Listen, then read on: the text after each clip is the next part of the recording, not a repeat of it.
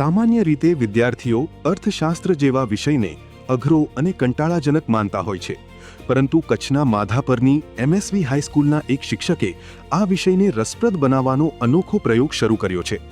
અહીંના શિક્ષક પંકજ દહીનસરિયા અર્થશાસ્ત્ર જેવા અઘરા વિષયોને સંગીતના સૂર અને તાલના સથવારે ભણાવીને વિદ્યાર્થીઓમાં નવો ઉત્સાહ ભરી રહ્યા છે. હું છેલ્લા 3 દાયકાથી માધાપરમાં એમએસવી હાઈસ્કૂલમાં અભ્યાસ કરાવી રહ્યો છું અને મારો વિષય અર્થશાસ્ત્ર છે.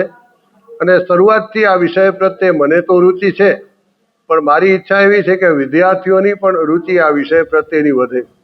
કારણ કે આ વિષય થોડો અઘરો લાગે ભણવામાં કેટલાક વિદ્યાર્થીઓને, પણ છે ખૂબ જ ઉપયોગી.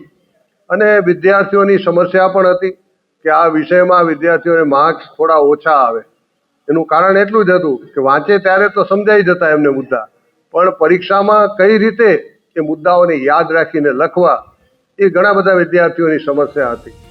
જેમ ફિલ્મોની સ્ટોરી લોકોને ભલે યાદ ન રહે, પરંતુ ગીતો વર્ષોના વર્ષ યાદ રહે છે, આ ફિલોસોફીને સમજી શિક્ષક પંકજ દહીનસરિયાએ સંગીતના તાલ સાથે અર્થશાસ્ત્ર જેવો જટિલ વિષય ભણાવવાનો નિર્ણય કર્યો.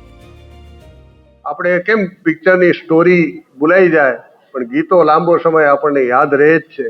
તો એ વિચારને આધારે અને મેં યુટ્યુબમાં ને બધે સર્ચ કર્યું તો ઘણી બધી જગ્યાએ જોયું કે આ વિષયને સંગીત સાથે કોઈ વણી લીધું હોય એવું કોઈ પ્રયોગ કરેલો નથી. એટલા માટે મને આ નવતર પ્રયોગ કરવાનો વિચાર આવ્યો અને આ વિષયમાં મેં આ રીતે સંગીતના માધ્યમથી અર્થશાસ્ત્રની વ્યાખ્યાઓ હોય, અર્થો હોય, નિયમો હોય, એને શબ્દોમાં થોડા બેસાડીને સંગીતના તાલ સાથે, સૂર સાથે એને કમ્પોઝ કરીને વિદ્યાર્થીઓને ક્લાસમાં ગવડાવીને યાદ રાખવાનો પ્રયોગ કર્યો, તો એનું મને સુંદર પરિણામ પણ મળ્યું છે. છેલ્લા 29 વર્ષથી શિક્ષણ ક્ષેત્રે કાર્યરત પંકજ દહીનસરિયા અર્થશાસ્ત્રના જટિલ મુદ્દાઓને સંગીતના ઢાળમાં ઢાળીને ગીતના રૂપમાં ગવડાવે છે. આ નવીન પદ્ધતિ થકી એમએસવી હાઈસ્કૂલમાં અર્થશાસ્ત્ર વિષયનું બોર્ડ પરિણામ વર્ષ 2023, 2025 અને 2026માં સતત 100% તથા 2024માં 98% જેટલું ઉત્કૃષ્ટ રહ્યું છે. કોરોના કાળમાં ઓનલાઈન શિક્ષણ અને શિક્ષણમાં ટેકનોલોજીના શ્રેષ્ઠ ઉપયોગ બદલ તેઓ જિલ્લા કક્ષાના શ્રેષ્ઠ શિક્ષક એવોર્ડ તેમજ રાજ્યના શિક્ષણ મંત્રી દ્વારા પણ સન્માનિત થઈ ચૂક્યા છે. બોર્ડની પરીક્ષામાં પણ વિદ્યાર્થીઓના માર્ક્સ વધ્યા છે. સાથોસાથ આ વિષય પ્રત્યેની રુચિ પણ એમની વધી છે. ઘણા વિદ્યાર્થીઓ એવા છે કે 12 પાસ આઉટ કરીને જાય. છેલ્લા 2 વર્ષમાં તો એવું બન્યું છે કે ઘણા વિદ્યાર્થીઓ મુખ્ય વિષય અર્થશાસ્ત્ર વિષય રાખતા થયા છે, કારણ કે આ વિષય હવે એ લોકોનો પ્રિય વિષય બની ગયો છે અને આ વિષયમાં આગળ પણ ઘણી બધી તક રહેલી છે. પણ એની શરૂઆત આ વિષય પ્રત્યેની રુચિ વધારવામાં મેં સંગીતનો સહારો લીધો છે અને ખૂબ જ સફળ પ્રયોગ મારો રહ્યો છે. શિક્ષકની આ અનોખી પહેલ વિદ્યાર્થીઓ માટે ખરા અર્થમાં ગેમ ચેન્જર સાબિત થઈ રહી છે. ગીતોના માધ્યમથી ગોખણપટ્ટી વગર નિયમો યાદ રહી જતા સામાન્ય પરિણામ મેળવતા વિદ્યાર્થીઓ પણ બોર્ડની પરીક્ષામાં ટોચના ગુણ મેળવી રહ્યા છે.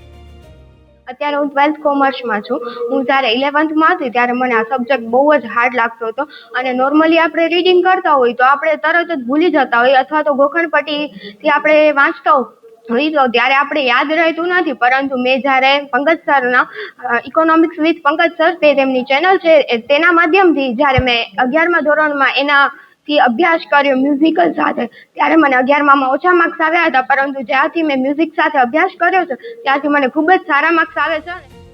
માધાપરની શાળામાં શરૂ થયેલો આ સંગીત સાથે અર્થશાસ્ત્રનો પ્રયોગ માત્ર પરીક્ષાલક્ષી સફળતા પૂરતો સીમિત ન રહેતા વિદ્યાર્થીઓ માટે શિક્ષણને ભાર વિનાનું અને આનંદદાયક બનાવવાની દિશામાં એક ઉત્તમ ઉદાહરણ પૂરું પાડી રહ્યું છે. મારા ક્લાસ ટીચર પંકજ સર છે. પહેલા હું જ્યારે ઇકોનોમિક્સ ભણતો ત્યારે મને અઘરો લાગતો. હવે જ્યારથી મને પંકજ સર સંગીતના સ્વરૂપે ભણાવે છે ત્યારથી મને ઇકોનોમિક્સ સહેલો લાગેલો.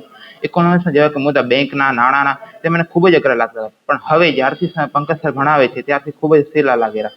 મને બધું યાદ રહે છે, જેમ કે નાણાંનું એ બધું મને યાદ રહે છે. તેથી હું ઇકોનોમિક્સમાં સારી રીતે પ્રગતિ કરું છું. ખાસ કરીને જે સંગીતની રીત છે તેની અંદર હરેક લિરિક્સની જેમ બધું યાદ રહી ગયેલું. જેમાં આપણે રોજિંદા જિંદગીમાં કેવી રીતે સંગીત સાંભળીએ તેવી રીતે મને બધું જ યાદ રહી ગયેલું. તેથી મને ઇકોનોમિક્સ ઘણો સહેલો લાગેલો.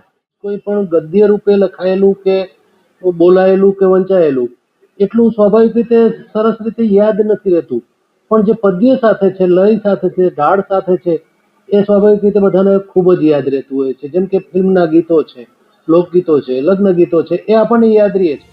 અર્થશાસ્ત્રના અઘરા સૂત્રો અને જટિલ નિયમોને હવે ગોખણપટ્ટીથી નહીં પરંતુ સંગીતના સૂર અને તાલ સાથે યાદ રાખવાની આ અનોખી પદ્ધતિ કચ્છની આ શાળાને અલગ ઓળખ આપી રહી છે, જ્યાં શિક્ષકના એક નવતર પ્રયોગે સાબિત કર્યું છે કે ભણતર જો રસપ્રદ હોય તો અઘરો વિષય પણ વિદ્યાર્થીઓ માટે મનપસંદ બની શકે છે.